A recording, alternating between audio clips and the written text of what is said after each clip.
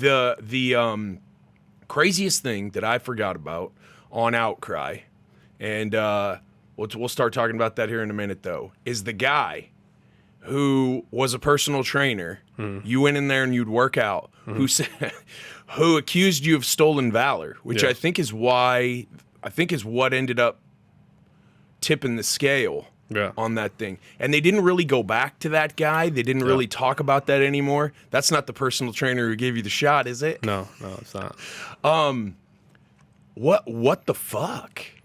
Yeah, so the whole, like I said in Outcry, this guy, I went to Anytime Fitness. I went to a gym right next to my brother's house. And at the time, I was going through the accusation. I was going through the JJAEP, right, which is a juvie hall, right? And for the longest time, I tried to wrap my head around why this guy would say something like this. I mean, I've never, ever considered myself a soldier. I've never, ever told people I was a soldier. But this guy said that I told him that while I was going to that gym. I was going to the gym one time, and this was, of course, when I was fighting my case. So I had to really watch everywhere I went. My whole schedule was wake up, go to school, which was the JJAEP, show up, and I would have to be in these like jungle cami fatigues, right? Go through all of that. And then the bus would actually take me from Leander to Georgetown, which is like a 30-minute drive. I'd go to Georgetown, go through my school day. The bus would take me back to my car. And from my car, I'd go straight to the gym. Well, I was still wearing the fatigues, but I had some clothes on, right? And I'm not wearing like stuff. I'm not like decorated, right? As like a soldier. I just have these fatigues on, and I try really quick to go to the bathroom, change, then go get a workout in. And so I went to the gym right after school, and I walked through the gym with my fatigues on, and I go to the bathroom and I change, and I've never really had a conversation with this guy. Now, fast forward, I get indicted. This is like maybe 4 or 5 months later. I get indicted. I'm ready to stand trial, and so at that point now, my face is plastered all over the social media, news. At that point, before that, it wasn't. And so anybody who has seen me before will now know what I'm going through. And what I was going through, and the media was painting me out to be a monster. The media lied about so many things in my case. And we can talk about that in a little bit. But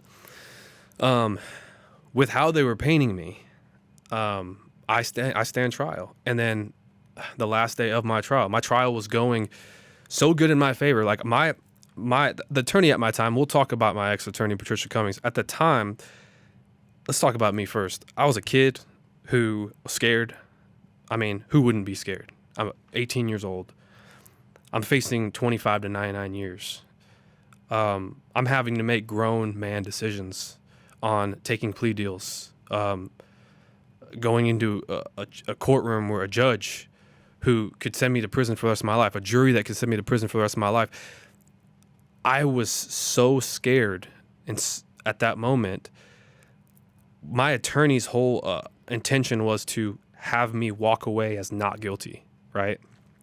I wanted her to completely prove that I didn't do this. I didn't want a single shred of doubt that I did it. Last day of the trial, everything was going so good. One of the childs recanted, right, and told the truth that, you know what, hey, he didn't molest me.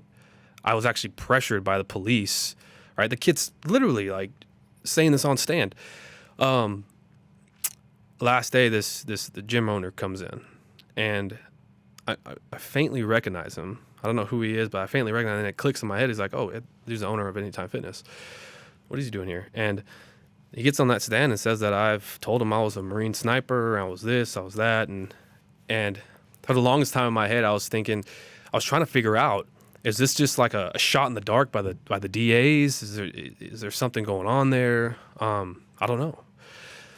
Still to this day, I don't try to focus on trying to get an apology by any means. I'm moving forward in my life. It seems like in my whole case, I've had to backpedal to prove, because there's always been character assassinations. It's amazing how that works in life. As all you're doing is trying to do the right thing and fight for your life, and prove to the world that, you know what, you got the wrong guy. But at the same time, I'm having to backpedal to put out these little fires of people lying about me, right? The Texas Rangers being one of them. Now, that one had a lot to do with my case, and I was not going to sit there and let this guy just beat up on me like that. The gym owner did too. The gym owner, the jury for the longest time was like, I don't think there's enough evidence to convict Greg Kelley here. But the gym owner says he's a liar. And he's accusing you of stolen valor, which is like a huge. Yeah, I used to watch those YouTube videos of people. Oh, yeah. They're funny, but They are. no, they're funny because you got complete idiots going out there, completely decorated in fatigues and medals and freaking. But when you're a soldier, right, and that's another thing too, is if you're a soldier, if you're in the Army, or if you're in the Air Force, in the Navy, or anything like that, especially in the Marines, they spot out other Marines, people that is like, oh, you've been in the military before. And this guy, I've never been in the. I don't know. I didn't even know what an MOS was before anything. And this guy's saying that I told him I was a Marine sniper, that I've been to Afghanistan, that I was. I'm like, dude, couldn't you have called that BS on me if you were really in the Marines, or if you were in the? I think it was in the Air Force. Air Force, right? And so for the longest time, I've tried to ponder all of this stuff, and I stopped thinking about it to move forward in my life.